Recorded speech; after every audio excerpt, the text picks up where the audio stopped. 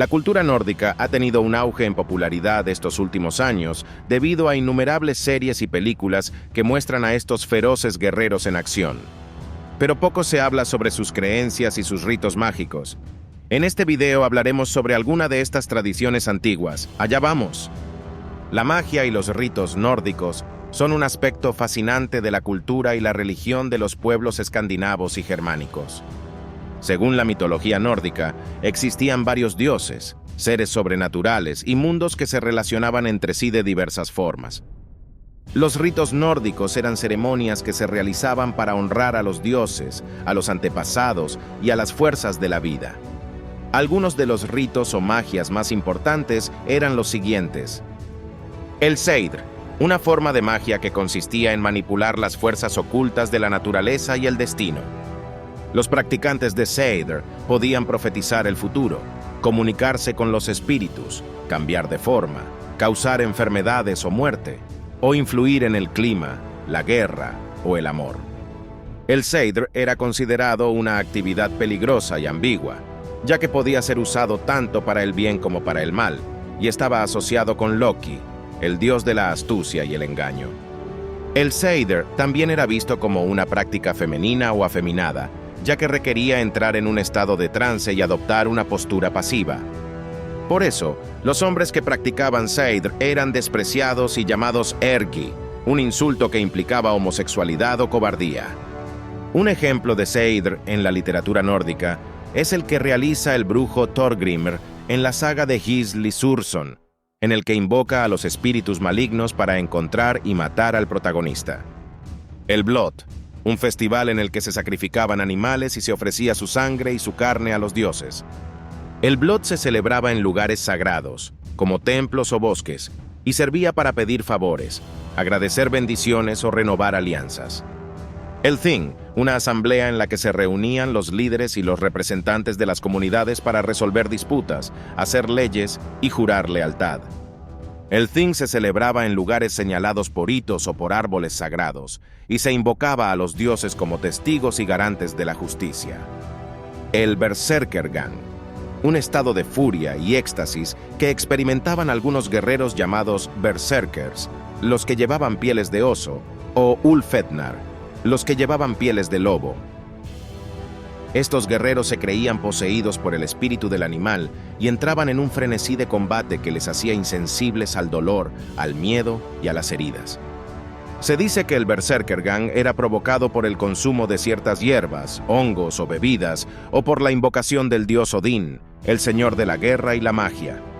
Las runas, un alfabeto sagrado que podía invocar el poder de los dioses y las fuerzas cósmicas.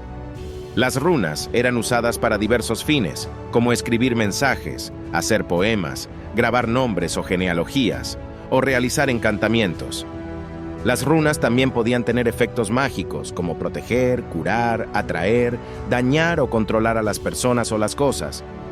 Para usar las runas, era necesario conocer su significado, su sonido, su forma y su posición, así como los rituales y las fórmulas adecuadas. Las runas eran consideradas un regalo del dios Odín, el dios de la sabiduría y la poesía, que se sacrificó a sí mismo para obtenerlas. Un ejemplo de runas en la literatura nórdica es el que aparece en la saga de Egil Skallagrímson, en el que el héroe Egil cura a una niña enferma al descubrir y destruir unas runas mal hechas que le habían causado el mal. El Galdr, una forma de magia que consistía en cantar o recitar versos con un ritmo y una entonación especiales. El Galdr podía acompañar al Seidr o a las runas, o ser usado de forma independiente. El Galdr tenía como objetivo influir en la realidad, mediante el uso de la palabra, que se consideraba una fuerza poderosa y creativa.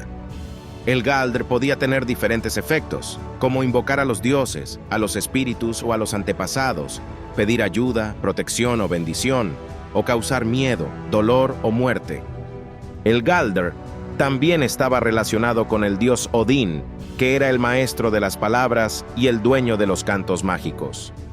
Un ejemplo de Galdr en la literatura nórdica es el que realiza la volva o profetiza en el poema Voluspa, en el que narra el origen y el destino del mundo y de los dioses. Como vemos, la magia y los ritos nórdicos reflejaban la visión del mundo de los pueblos del norte, que vivían en armonía con la naturaleza y el destino, y que valoraban el honor, el valor y la generosidad.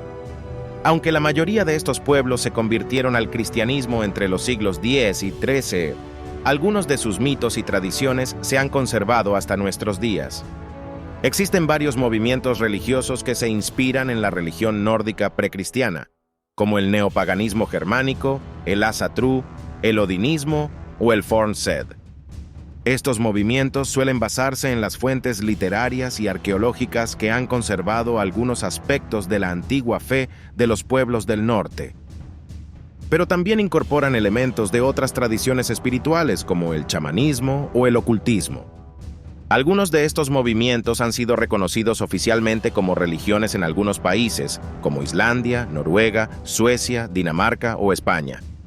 Sin embargo, no existe una autoridad central ni una doctrina única que defina la religión nórdica moderna, sino que cada grupo o individuo la interpreta y la practica de forma diferente, según sus propias creencias, valores y experiencias.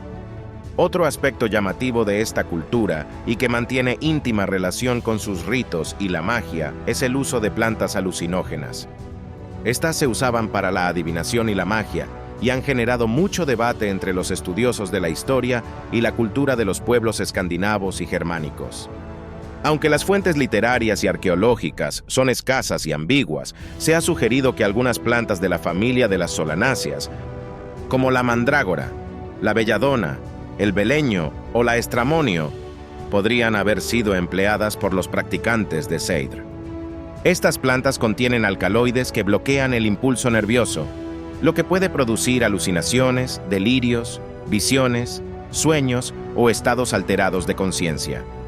Se ha especulado que las volvas, mujeres que podían profetizar el futuro y comunicarse con los espíritus, usaban estas plantas para entrar en un estado de trance y acceder a otros mundos o realidades. Sin embargo, estas hipótesis no están confirmadas por evidencias directas y se basan en interpretaciones de textos antiguos, leyendas, mitos o analogías con otras culturas. Otras plantas, o en este caso hongos, que podrían haber tenido un uso alucinógeno o psicoactivo en el mundo nórdico, son la Amanita muscaria, un hongo que contiene mucimol, una sustancia que provoca alucinaciones, euforia, relajación o somnolencia. Los ritos mágicos y la magia nórdica, pilares esenciales en la antigua cultura escandinava y germánica, reflejaban una conexión profunda con la naturaleza y el destino y se encuentran envueltos en misterios. Revelan una visión del mundo arraigada en la sabiduría, el respeto por las fuerzas sobrenaturales y la relación entre el hombre y lo divino. Amigos, espero que les gustara este video. No dudes en compartir, dejar un me gusta y seguirme para más contenido similar.